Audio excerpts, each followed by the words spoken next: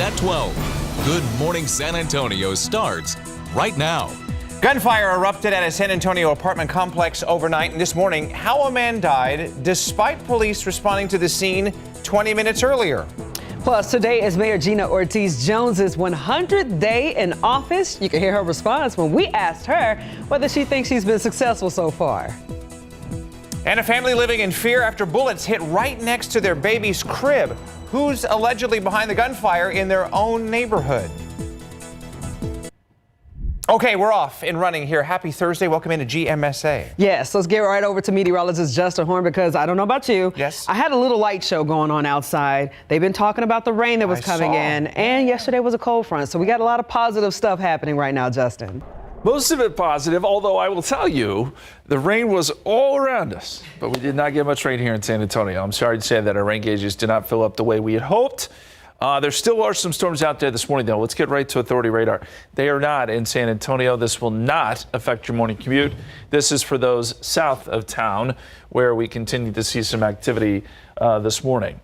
So this is the latest Authority radar. You see there's quite a bit of lightning out in the Gulf. Some pretty hefty storms, in fact, as you get down towards Beeville and Victoria and Cotulla. These storms will continue to push off to the south and away from San Antonio this morning. We do have one little cluster of showers here north of Divine, but other than that, there is just not much here locally, and I think the rain threat is quickly coming to an end. But as I said, if you're down near Goliad, Beeville, there is some good rain to be had this morning, and these storms will hold on for a little bit longer. We'll continue to watch these storms, not severe, but putting down some good rain. And as I said, the rain was all around us yesterday. Now, we will get drier air coming in today behind this front. It's been kind of a slow process, right? It's not terribly fall-like outside this morning, but I think by tomorrow morning, you will certainly feel the difference. Forecast hour by hour today, low 70s this morning. It's not bad. We're going to call it partly cloudy, and then we should go mostly sunny by noontime, 87. Look, it's still going to be hot, 91, but it's a dry heat. And yes, I think you'll really like the temperatures once we get into tomorrow morning. We'll take a look at that forecast, and I'll show you some of the rainfall totals too here in just a couple minutes, guys. New this morning, a man is dead after a shooting overnight at a southeast side apartment complex. Our Patty Santos is live this morning with what happened. Patty. Hey there, good morning. So around 11 o'clock last night, police got a call about shots fired. People hearing those shots fired at the Pecan Valley Golf Club apartments. When they showed up, they didn't find anything, but about 20 minutes later, more 911 calls started to come in. And that is when officers went back out there and found the victim's body between two vehicles. And they tell us he was shot multiple times. He was pronounced dead on the scene there. And this morning we're waiting on police to tell us if they have any information on that killer.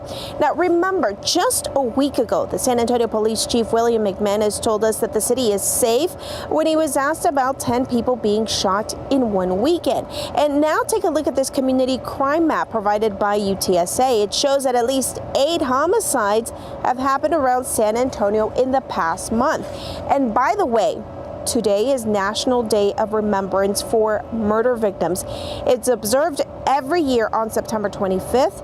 And this is a day that was created by Congress in 2007 to honor the memories of those who lost their lives in homicides and to recognize the deep impact that these tragedies have on families who survive them. Later today, here in San Antonio, the University Methodist Church is inviting the community to honor child victims of homicides from 6:30 to 8:30 p.m. And by the way, you can also bring a photo of your child or your loved one if you're going to be attending that event.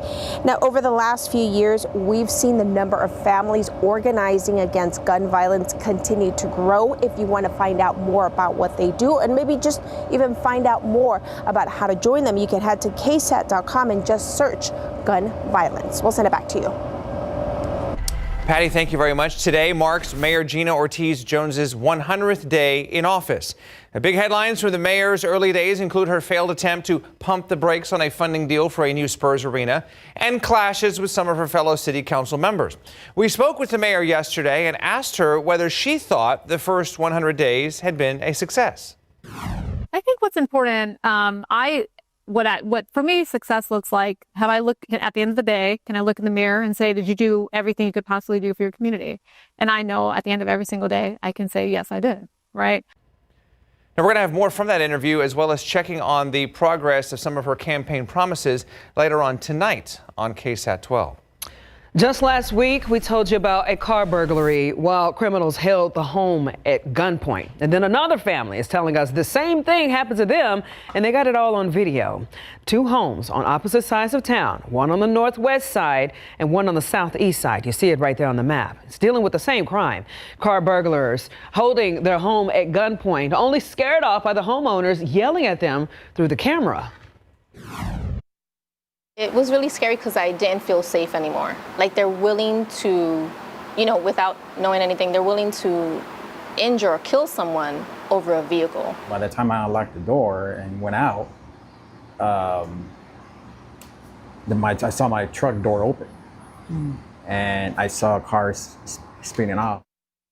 SAPD says that the best way to stay safe is to lock your doors. Don't confront the suspects face to face, and take valuables out of your car. SAPD also says that people can also contact their local substation for what they call a police buy, where police can come drive by your street or neighborhood at a certain time of the day or night as extra eyes for safety. I don't know what more serious you need. Seeing the bullet holes on his fence, literally hitting my house, the bullet fragments. So imagine being afraid for your life in your own home. That is how one family says they feel after their home was hit with gunfire. So over the past 3 months, Carlos Valadez says he's reported multiple instances of shots fired to the Bexar County Sheriff's Office, but that little has been done. So this morning, we're still waiting for a response from the Bexar County Sheriff's Office. The most recent shooting happened Friday evening when Valadez and his fiancée and 11-month-old daughter were just feet away. Now, originally, Valadez thought that the neighbor was shooting at the ground to scare off animals and get his dogs to stop barking, but soon noticed bullet holes in his fence. And now he's unsure what to do next. Even if my dogs bark for like 2 seconds, I'm just like freaked out. I'm like, oh my God, what if he shoots? And I'm like here in the kitchen, and I'm like trying to avoid the windows because I'm like, I don't know what bullet's gonna go through. So the Bexar County Sheriff's Office reports that the neighbor did admit to shooting to scare off raccoons, but denies aiming at Valadez's home or anyone else, despite the fact that Valadez's property has damage. We've tried contacting that neighbor, but so far have not heard back. Now, that was just the latest dangerous incident involving a small child. The last 2 months have been tough for local kids. For example, since July, at least 9 children have been put in danger, have been hurt, or have passed away. In just 2.5 weeks, in July, 2 toddlers were found alone in different parts of Bexar County. Neighbors helped make sure that they were safe, but the parents were arrested in both cases. And some tragedies came too late to prevent, like an 8-year-old shot by another child and 3 kids left in hot cars who didn't survive. Over the past weekend, 2 more children died. Their mother blamed a hot car, but sheriff's detectives are investigating and have arrested her. It hurts us. It does hurt us when a child does pass. A lot of times these families are dealing with a lot of stressors. And she says it takes all of us, parents and neighbors, to keep kids safe and speak up when some things are wrong. This morning, San Antonio police need help finding a teenager, 17-year-old Blaine Owens. So take a look at the screen. Blaine is a senior at San Antonio Christian School and was last seen leaving for school on Monday morning, but he never arrived there. He has short, dark blonde hair and was last seen wearing a black polo and gray slacks. If you have any information, please contact San Antonio Police. 6:09 right now. Let's get you updated on your morning headlines. An update now on that deadly shooting outside an ICE field office in Dallas. You're taking a look at some video there. This morning, the FBI is calling this an act of targeted violence. Investigators say a gunman opened fire from a rooftop just after 6:30 yesterday morning, hitting 3 detainees before taking his own life. Now, one of those detainees died and 2 others are listed in serious condition. Political leaders are condemning this attack. To every politician who is using rhetoric demonizing ICE and demonizing CBP, stop. We're a country and a city that needs prayer. And that was Mayor Eric Johnson out of Dallas. No law enforcement officers were injured. This shooting was at least the fourth instance of violence or threats at an ICE or Customs and Border Protection facility in Texas this year. One of those was a bomb threat in August at the same facility where Wednesday's shooting happened. And coming up at 5:30, we're going to hear from some other lawmakers and get their reactions to this developing story. Meanwhile, across the country, the White House Budget Office is threatening mass firings if a government shutdown actually happens. In the memo, the Budget Office directs agencies to identify programs whose funds will lapse if Congress fails to meet that September 30th funding deadline. And we will continue to follow that story. Let's get you over to our traffic right now and look at the roads. Taking a look there, 281 Borgfield, traffic looking pretty good. 35 at Eisenhower, no major issues. And a quick shot there at the east side where we did have ongoing construction on the northbound lanes, but it looks like traffic is starting to clear there. A quick look at 10 at Frio, no major issues. Again, east side of town traffic is looking pretty good out there for the most part. And then the northeast side, seeing a little bit of delays right here by Thousand Oaks and Randolph Boulevard. Okay, we're going to check in with Alex later on in our show, but let's go to Justin right now with the... Thank you, sir. 510, 76 degrees. Skies are clearing here in San Antonio. We'll see lower humidity today and great weather for the football games tonight. Jefferson takes on Lanier at the SAISD Sports Complex. Temperatures will be in the 70s by the end of the game. What does the weekend look like? We'll take a look coming up. All right, a major shakeup for TikTok, what it means for millions of American users coming up in today's Tech Bites. Plus, we'll tell you what led up to this chase that you see here that ended in a crash involving a stolen semi-truck. Don't go anywhere. All right, take a look at this wild police chase video here out of Southern California. It ended with a stolen semi-truck boxed in and two people in custody. Yeah, you see it right there. So the pursuit started after officers spotted plates tied to another vehicle. And for an hour yesterday, the big rig barreled through Orange County with a passenger repeatedly trying to open the door to escape. But at one point, a SWAT vehicle slammed into the truck in a failed pit maneuver. Both the driver and passenger were eventually detained. That's a new one for sure. All right, guys, before we get you out to our roads here, we need to talk about gas prices because you may have noticed we've been on a gas price roller coaster throughout this entire week. So here's the latest prices across our area. Bexar County, San Antonio, we're looking at $2.94 a gallon of regular gas. That's a 17-cent increase from just a week ago. Texas still hanging in there at $2.74. And I wanted to look into why we're seeing this spike and found out that San Antonio practices a method called price cycling. Here's what an analyst from GasBuddy.com told me. It's gas stations kind of waging a low-level price war with each other. Everyone seems to be lowering their prices by a couple of cents every day or two until stations run out of profit margin. That is, until they start selling at their replacement costs, which then triggers a big jump in prices. Stations essentially restoring their profit back to where it normally would be. Okay, so Patrick DeHaan said it usually takes about 7 to 10 days after that spike that we see for the price markets to reset and ultimately go back down to some more regular prices. So once you start to see those prices start to increase just a little bit, go ahead and try and fill up if possible.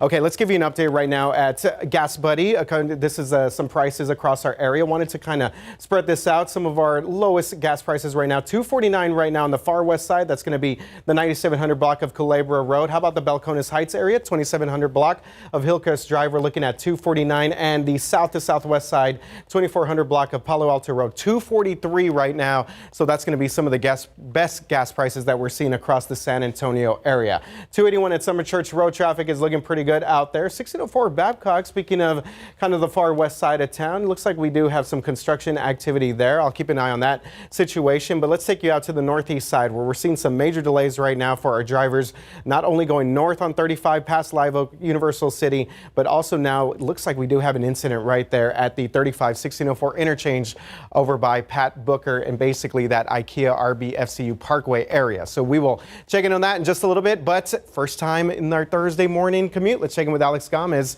right now for a look at things in Drive Cam. Alex, what can you tell us? Yeah, good morning, RJ. Well, I started off my drive on the south side. I was using 410, and now I'm over here by Ray Ellison. No issues to worry about, but you're right. I did fill up my tank yesterday. It was $2.99 a gallon near the downtown area. I wish I found out about those cheaper gas prices today, RJ. Yeah, absolutely. So again, 7 to 10 days before some of those prices go back down, and we'll continue to follow the gas price spike across our area. Justin, feels a little bit better when you step outside. It does. And that's some interesting stats about the gas prices. I did not know that. Learned something new this morning. So thank you, RJ. Yes, it does feel a little bit better this morning as that front has come through. It's been a slow process, and I know San Antonio, by and large, missed out on the rain, and I'll show you the totals here in just a second. But let's talk about the here and now. We still do have some showers and storms holding on in places, well, just east of Cotulla, down towards the Tilden area. We've got some rain that's still falling. George West, Three Rivers. It is now south of Kennedy, in between Beeville and Victoria is where we have some of the heaviest rain at this hour. And you see the lightning strikes here. So our friends in Goliad getting a pretty good downpour right now. And so you're going to be adding to your rainfall totals throughout the morning. But I should point out that San Antonio is on the dry side of things. This is all ground clutter, so this is not rain. And any sort of rain chance is really rapidly coming to an end. Let me show you the numbers. So rainfall totals officially at the airport, nothing. Now we did get some sporadic rain around town, but it wasn't much. 0.15 of an inch, Stone Oak, Alamo Ranch, 0.22 of an inch, Atkins, 0.04 of an inch, New Braunfels, 0.09 of an inch. That's not going to really do much for us. Some of you did get some rain though. The bigger numbers for sure have been down to the south, where these numbers are still going up. Goliad, Rockport, Freer, almost 4 inches of rain down there. So around Corpus Christi, north to about Kennedy is where we had one good corridor of rain.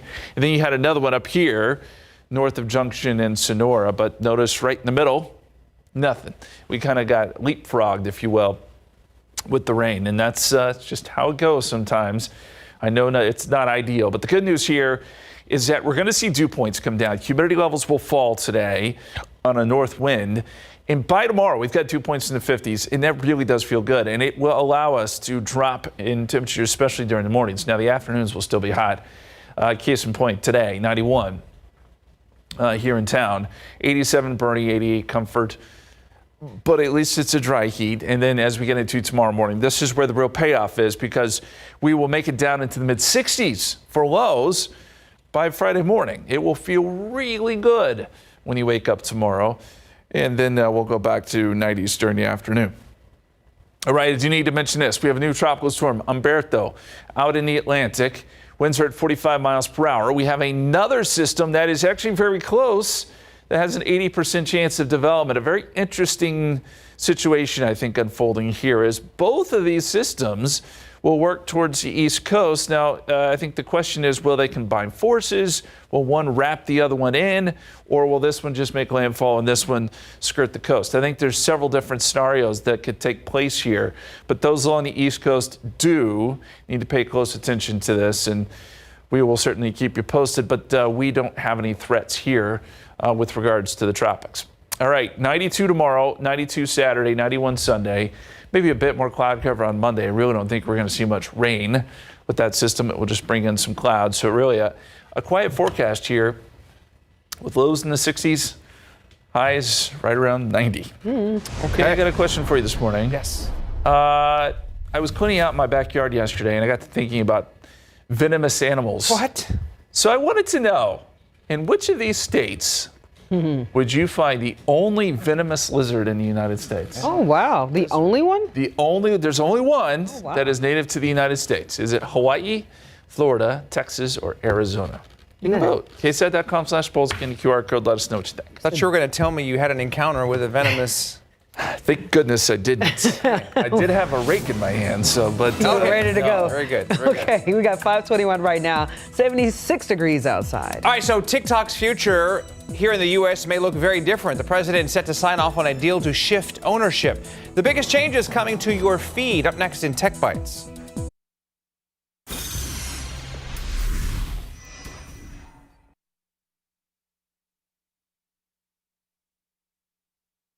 In today's Tech Bites, President Trump is set to sign a TikTok deal today to keep the app operating in the U.S. Officials say TikTok would be controlled by a new joint venture with a majority of American investors. A copy of the algorithm would be overseen by the software company Oracle.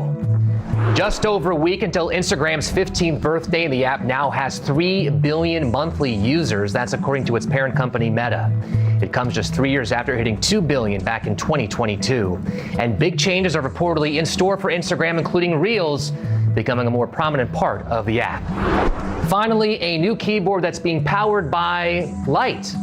The Logitech K980 features a cell that converts solar or artificial light into power to charge its battery. The company says once fully charged, the keyboard can be used in the dark for up to 4 months. It costs about $100. Those are your Tech Bites. I'm Perry Russell. Have a great day. Okay, it is 5:25 right now. We got 76 degrees outside, a lot more ahead. Indeed, including this, a restaurant founder stabbed to death, and police say his own nephew was behind it. The next steps in the case against the man accused of killing the founder of Las Palapas coming up. And next, we're getting more answers on a deadly shooting at a Dallas ICE facility. Who authorities say that the gunman targeted, plus how state leaders are reacting. Welcome back. Coming up on 5:30 right now, again on this Thursday morning. Did you get enough rain? A little bit of rain? I did get some rain yesterday. I was saying, well, I didn't realize it until I was in the house, and I was like, what is that noise? Yeah. It's raining outside. Same a little bit. Justin, I got nothing. I didn't get I got like a little sprinkle, but then I just started seeing the sky light up. So I was just like, oh, I missed it. Yeah, and you could see the storms in the distance. Just San Antonio, by and large, missed out on any sort of good rainfall. That's okay. We're getting some more fall-like weather headed our way, somewhat. It's not going to be terribly cool, but we are getting some drier air coming in, and I think by tomorrow morning you'll appreciate the forecast a little bit more with temperatures in the mid-60s. It'll feel just a bit more like late September. This afternoon will still be warm, but thankfully humidity levels will be low.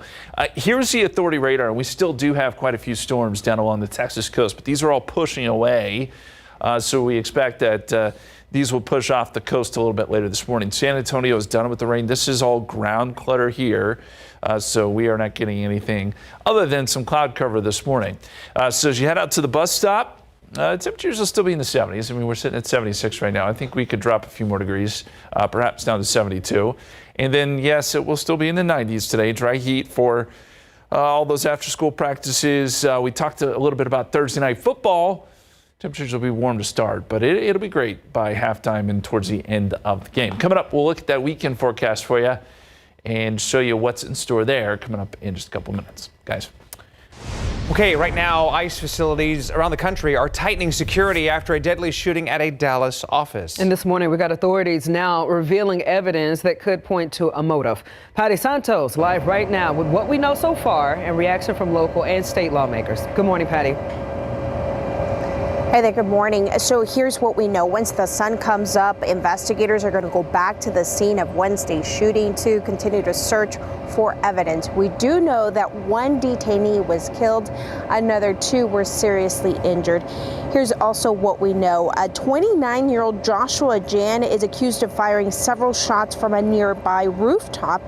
He was said to be targeting the entryway where detainees were being moved into the building. Now, after the shootings, agents found ammunition with the words anti-ICE written on a bullet casing. Investigators say this appears to be connected to a growing trend of attacks on ICE officers. 1,000% more than we ever had. And it's just getting worse, and these keep getting elevated and elevated.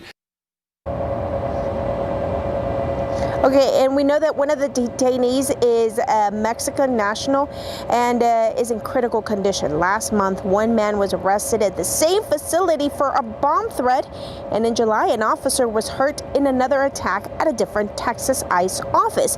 Now, federal agents are now wearing face coverings to protect their identities, and here's what the Department of Homeland Security is saying about changes that they're making. DHS will immediately begin increasing security at ICE facilities across the country. Our ICE officers are facing more than a 1,000% increase in assaults against them. And several Texas leaders are also condemning these attacks. Governor Greg Abbott saying in a quote, "The attack on the ICE facility in Dallas was horrific. Our prayers are with the victims, their families, and all of those affected by this brutal, inexcusable act of violence. And that we will not let this cowardly attack impede our efforts efforts to secure the border, enforce immigration law, and ensure law and order, end quote. And Congressman Joaquin Castro also released that statement saying, this is a heartbreaking act of violence. All of us need to reject extremism in our politics and come together to prevent tragedies like this, end quote. And authorities say no ICE agents were hurt, but again, there were 2 detainees that are currently in serious condition. We're going to continue to follow this story throughout the morning. You can follow it on KSAT.com. We'll send it back to you. Patty, thank you. This morning, a grand jury has indicted the man accused of fatally stabbing the founder of Las Palapas. David Ruiz now faces murder charges in the death of his uncle, Edward Ron Acosta, who was killed back in July. San Antonio police found Acosta's body inside a home near Blanco Road, just outside Loop 1604.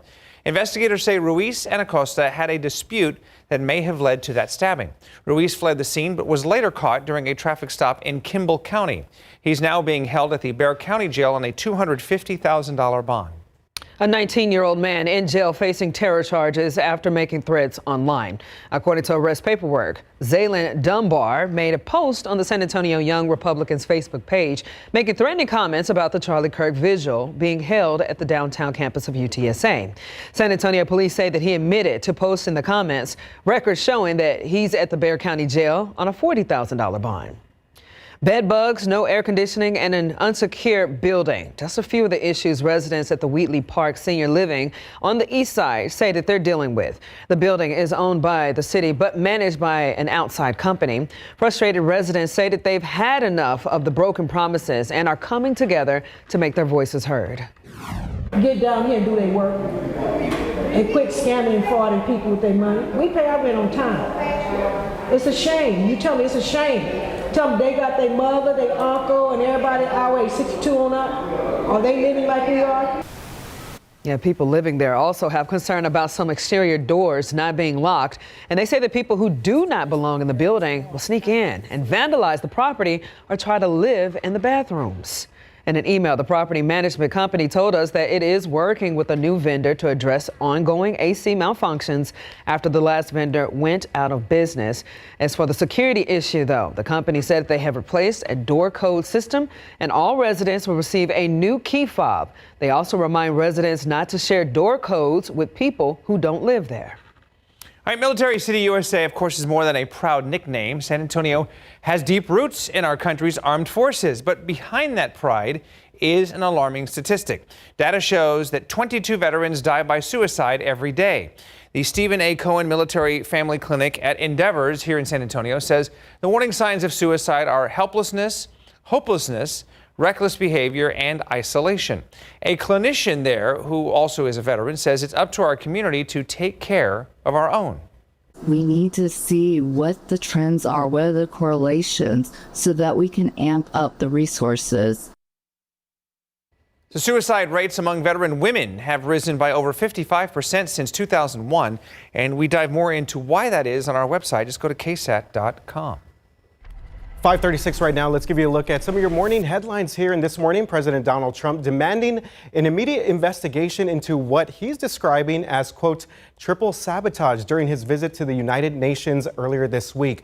The president, as you see the video right there, says an escalator carrying him and the First Lady suddenly stopped, and later on a teleprompter malfunctioned. On social media, he called the incidents, quote, a real disgrace.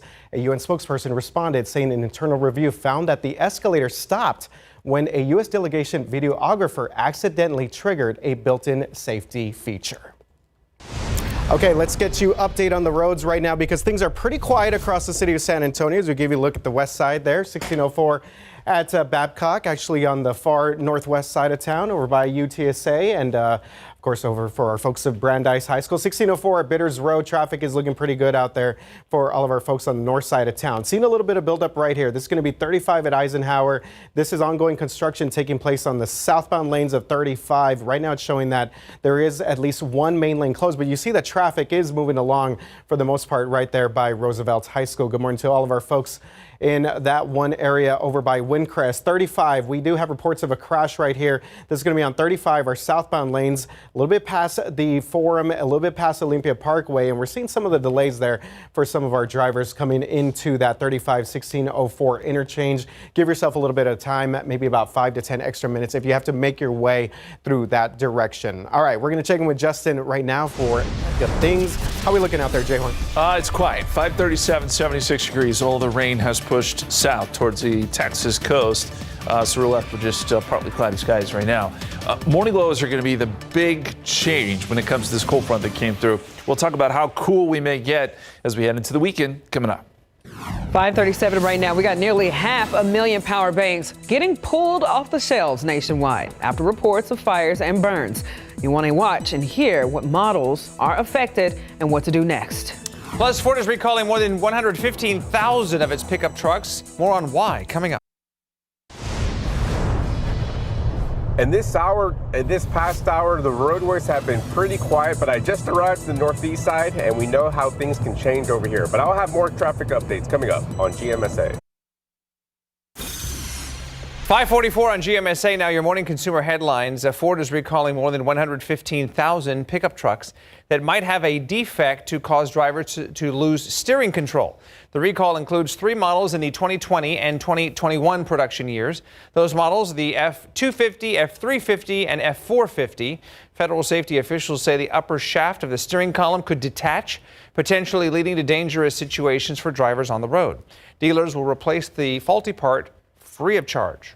Some popular portable chargers are now part of a major safety recall.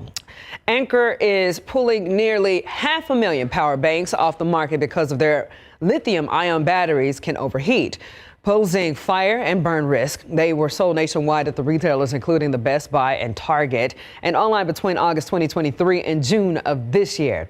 The Consumer Product Safety Commission says that there have been 33 reports of fires or explosions tied to the devices. 4 people suffered minor burns, with 1 case of significant property damage. You should stop using the recalled chargers immediately. And while summer may be over, you may still want to hit the beach, but please look out for these guys. These are rare pink jellyfish currently swarming the beaches and marinas of Port Aransas and Padre Island. They're called pink meanies, and you're about to understand why. Okay, so experts at Texas A&M Corpus Christi say that there have been a massive boom in the moon jellyfish, which pink meanies like to eat, hence their name. They can grow up to 70 feet long and about 50 pounds, but do not stick around without moon jellyfish to eat. If you're worried that they might be mean to humans too, don't worry. They only pack a mild sting. I don't trust anything. Yeah, no, that thing get to floating beside me. We about to dip. Something about jellyfish. It's just pink meanies. Okay. As someone that's been stung by jellyfish many times, really? It's the opposite of not painful. It'll like completely just numb your Lord. leg. Okay, Many times. Many times for some reason. Man. Well, hopefully our roadways aren't painful this morning. Goodness gracious. No, not too bad. And watch out for the pink meanies there. I think that's it's a pretty wild video there from the Texas Gulf Coast. All right, but traffic here, not too bad. Basically the opposite of wild. Southeast side of town, 35 right there, 410, 37 right there, Pecan Valley, no major issues. So again, just kind of dealing with some overnight construction activity right here. Take a look at that Austin Highway, Eisenhower Road over by Roosevelt High School. So for all of our folks making their way to 410, 35, seeing a little bit of delays there, but nothing that's really going to tie you up. Now we are starting to see some backup over here. This is going to be 35 south, reports of a crash.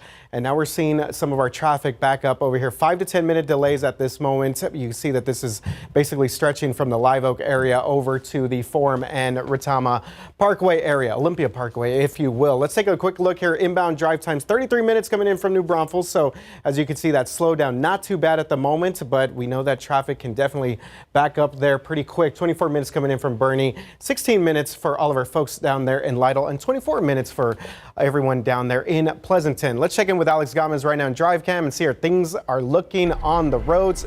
On the ground, Alex, what can you tell us?